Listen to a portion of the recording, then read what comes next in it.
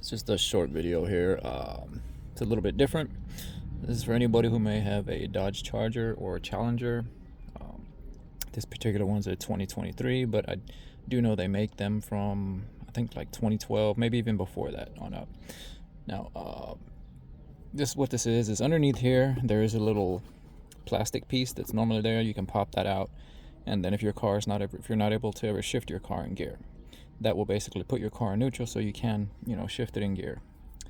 Anyway, problem being, as a lot of people know, these cars they do get stolen a lot depending on the area that you live in.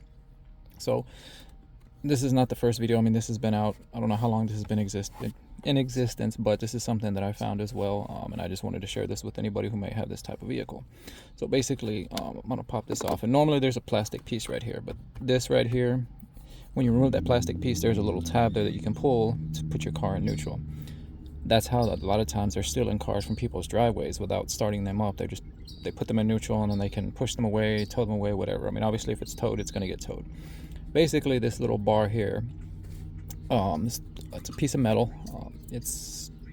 Place it in there and it prevents that from happening. So like I said, it's just not a big deal, but just something minor. I mean, if somebody really wants to try to get a car, they're really going to try to do it, but thieves typically only go after something where they can get in and out fairly quickly. So I will post a link in the description for that if anybody's interested in it. I do not get any type of kickback or any type of commission or anything like that for that. It's just something that I found and that I'd like to share with anybody who'd be interested in it. So if you have any questions, please feel free to ask, and don't forget to like, comment, and subscribe.